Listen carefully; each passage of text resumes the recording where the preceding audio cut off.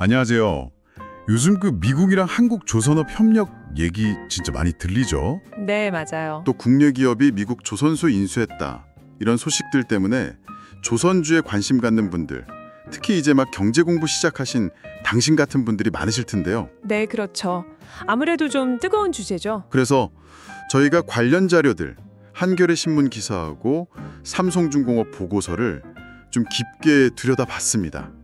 당신이 딱 아셔야 할 핵심만 뽑아서 오늘 이야기 나눠볼게요. 네, 좋습니다. 미국의 그 해국력 문제, 이게 왜 한국 조선업에는 기회가 될 수 있는지, 또 뭐 대표적으로 삼성중공업 같은 기업들은 어떤 기술을 갖고 있는지 좀 쉽게 풀어드릴게요. 투자하실 때 참고하실 수 있도록요. 좋습니다. 그럼 먼저 그 큰 그림부터 좀 짚어보죠. 미국 조선업이 예전에는 세계 최강이었잖아요. 네, 그랬죠. 근데 왜 요즘 이렇게 흔들린다는 이야기가 나오는 걸까요? 뭐 해군력 유지도 버겁다 이런 말까지 나오던데요. 네, 그게 핵심인데요.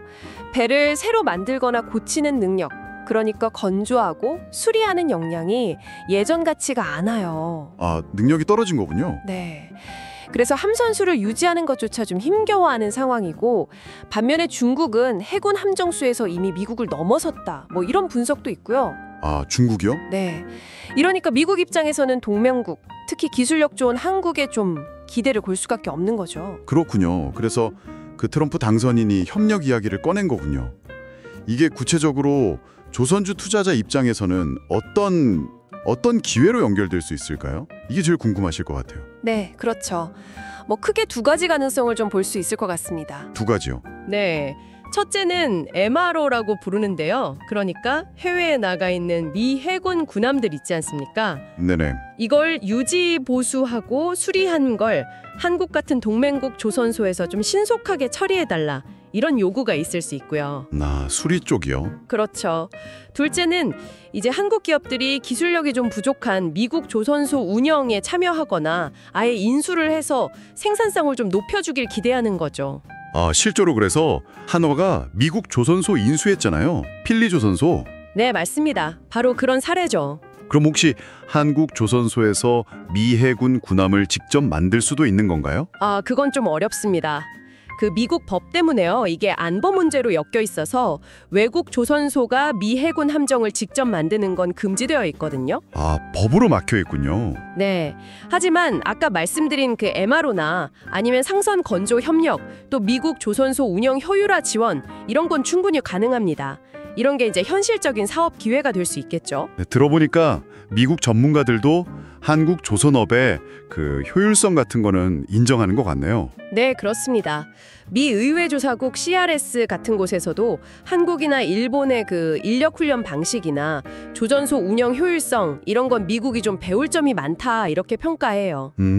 특히 이제 중국하고 경쟁해야 하니까 효율성이 더 중요해진 거죠. 그렇군요. 미국의 상황이 우리에겐 기회가 될 수 있다. 알겠습니다. 그럼 이제 국내 기업 사례를 좀 보죠.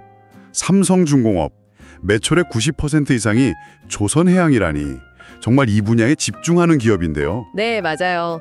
삼성중공업은 특히 그 기술 혁신, 그중에서도 스마트 야드 구축에 아주 힘을 쏟고 있습니다. 스마트 야드요? 그게 뭔가요? 좀 쉽게 설명해 주실 수 있나요? 쉽게 말하면요. 배를 살게 하고 만들고 나중에 관리하는 이 모든 과정을 디지털 데이터로 싹 연결하는 겁니다. 아, 데이터로요? 네. 그래서 아주 효율적으로 운영하는 시스템인데 예를 들어 디지털 트윈이라는 기술이 있어요. 디지털 트윈? 네. 현실의 조선소나 배랑 똑같은 가상 모델을 컴퓨터 안에 만드는 거예요. 그래서 미리 시뮬레이션 해보고 문제점은 없는지 어떻게 하면 더 효율적일지 찾아내는 거죠. 와, 가상 모델로 미리 다 해본다니 신기하네요.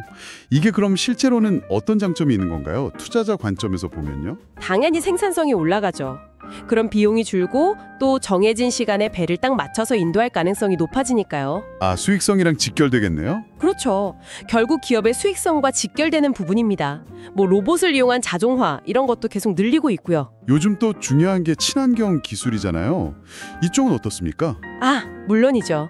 삼성중공업은 주력인 LNG, 그러니까 액화천연가스 운반선 기술은 뭐 세계 최고 수준이고요. 네. 여기서 더 나아가서 암모니아나 수소처럼 아예 탄소 배출이 없는 미래 연료를 쓰는 배, 또 이산화탄소를 모아서 바다 밑에 저장하는 그런 특수 설비 FCSU라고 하는데요.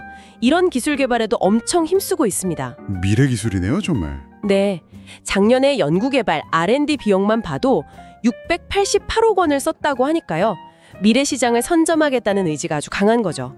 자유로 나온 기술도 물론 단계적으로 개발하고 있고요. 보고서 보니까 ESG 경영 이야기도 있던데 이것도 요즘 투자자들이 굉장히 중요하게 보잖아요. 네, 아주 중요하게 봐야 합니다.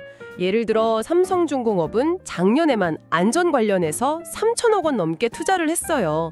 그리고 ISO 45001 같은 국제 인증도 계속 유지하고 있고요. 3천억 원이요? 와. 네, 그리고 또 2050년까지 탄소순 배출 제로, 그러니까 넷제로를 목표로 세우고 심지어 협력사들의 온실가스 배출, 이걸 스콥3라고 하는데요. 이것까지 관리하려고 노력 중입니다. 협력사까지요? 네, 이런 ESG 활동이 단순히 뭐 착한 기업 이미지, 이걸 넘어서요. 장기적으로 봤을 때 위험을 줄이고 안정적인 성장을 가능하게 하는 기반이 됩니다. 당연히 글로벌 투자 유치에도 유리하고요. 자, 그럼 이제 정리를 좀 해볼까요?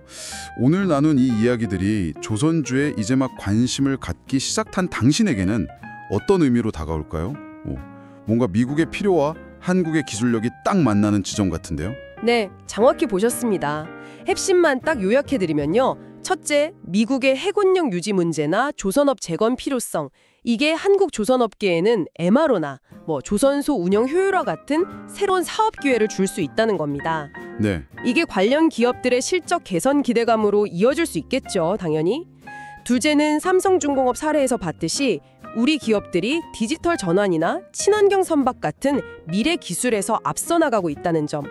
이게 바로 경쟁력이고 미래 시장 선점 가능성을 높여주는 거죠. 기술 경쟁력이군요. 그렇죠.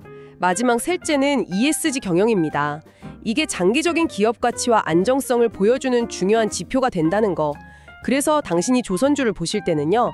이런 기술력, 그리고 미래 시장에 어떻게 대응하는지, 또 글로벌 협력 가능성, 그리고 ESG 성과까지 함께 보시면 좋겠습니다. 네, 오늘 미국의 조선업 상황 속에서 한국이 찾을 수 있는 기회, 그리고 삼성중공업 사례를 통해서 우리 조선업의 현재 기술력과 미래 방향성까지 좀 알기 쉽게 짚어봤습니다.